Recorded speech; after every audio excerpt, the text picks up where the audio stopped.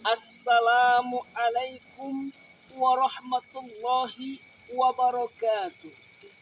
Alhamdulillahi rabbil alamin wal akibatu lil muttaqin wal udwana illa 'alal zalimin. Asyhadu an la ilaha illallah wa asyhadu anna Muhammadan abduhu wa rasuluh alladzi la nabiyya ba'dah. Amma ba'du. Memuji dan bersyukur kepada Allah Subhanahu wa taala. Salawat dan salam kepada Rasulullah Muhammad sallallahu alaihi wasallam. Sahabat filah yang dirahmati Allah Subhanahu wa taala. Kita adalah manusia yang senantiasa melakukan salah dan dosa, baik dalam menjalankan kehidupan sehari-hari di masyarakat maupun sosialisasi berekonomi. Maka kita harus bertaubat kepada Allah Subhanahu wa taala. Sebagaimana firman Allah dalam Quran surah At-Tahrim ayat 8. A'udzu billahi minasyaitonir rajim. Bismillahirrahmanirrahim. Ya ayyuhalladzina amanu tubu ilallahi taubatan nasuha. Asa rabbukum ayyukaffira ankum sayiatikum wa yudkhilakum jannatin tajri min tahtihal anhar. Shadaqallahul azim. Sahabat filah yang dirahmati Allah Subhanahu wa taala. Dari ayat tersebut kita dapat mengambil hikmah bahwasannya Allah Subhanahu wa taala telah memerintahkan kepada orang yang beriman agar segera bertaubat kepada Allah, agar mendapat ampunan dari Allah Subhanahu wa taala dan dimasukkan ke dalam surganya yang mengalir di bawahnya sungai-sungai. Amin ya Allah ya Rabbal alamin. Maka sahabat filah sekalian, kita dalam bertaubat kepada Allah Subhanahu wa taala harus memenuhi syarat-syaratnya. Yaitu syarat taubat yang pertama adalah al-i'tiraf, mengakui segala kesalahan dan dosa yang telah kita lakukan, baik di masa lalu maupun yang saat ini kita telah lakukan.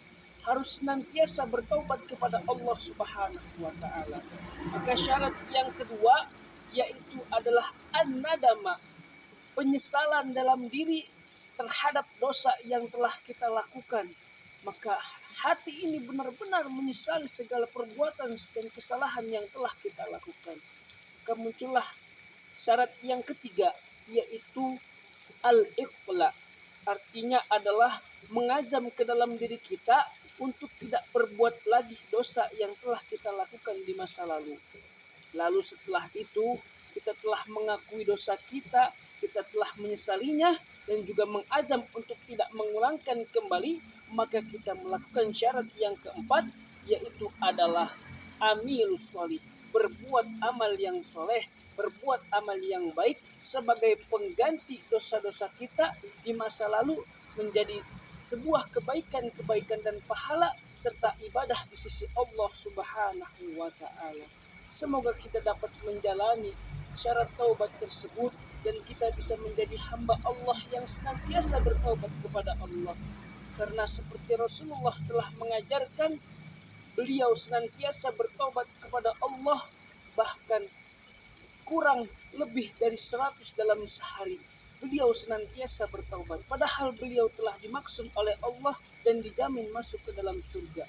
Maka kita selaku umatnya harus senantiasa mengikuti jejak langkah hidup beliau, karena beliau telah mencontohkan kepada kita agar kita dapat keselamatan di dunia maupun di akhirat. Amin ya Allah ya Rabbal alamin.